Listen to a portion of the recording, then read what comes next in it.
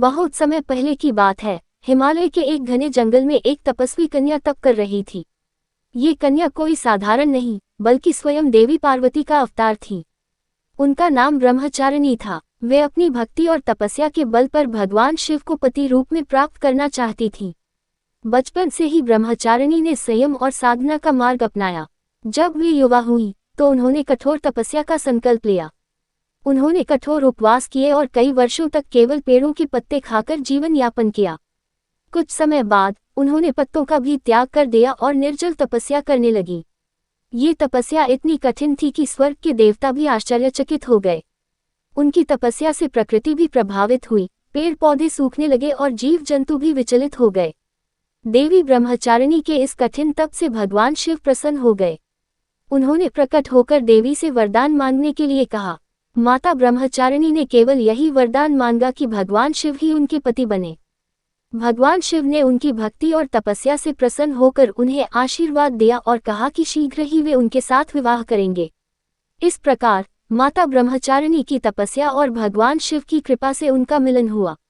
माता ब्रह्मचारिणी की ये कथा हमें ये सिखाती है कि दृढ़ संकल्प और भक्ति के बल पर असंभव भी संभव हो सकता है। उन्होंने अपने धैर्य और साधना से भगवान शिव को प्राप्त किया, जो संसार के सबसे कठिन कार्यों में से एक माना जाता है। उनकी भक्ति, त्याग और तपस्या हमें जीवन में कठिनाइयों का सामना करने की प्रेरणा देती। एक समय की बात है, हिमालय के पर्वतों में एक छोटी सी झोपड़ी में एक साध्वी कन्या निवास करती थी। उनका नाम ब्रह्मचारिणी था। वे बचपन से ही भक्ति और साधना में लीन रहती थीं। माता ब्रह्मचारिणी का जीवन बहुत ही सरल और संयमित था। उन्हें केवल भगवान शिव की आराधना में ही आनंद आता था। समय के साथ माता ब्रह्मचारिणी ने कठोर तपस्या करने का निश्चय किया।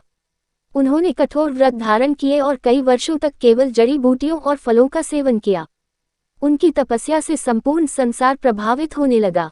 देवता, ऋषि मुनि और सभी जीव जंतु उनकी साधना के प्रति नतमस्तक हो गए।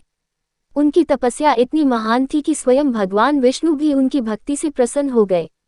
उन्होंने ब्रह्मचारिणी को दर्शन दिए और पूछा, हे तपस्विनी, तुम्हारी भक्ति और साधना से मैं अत्यंत प्रसन्न हूँ।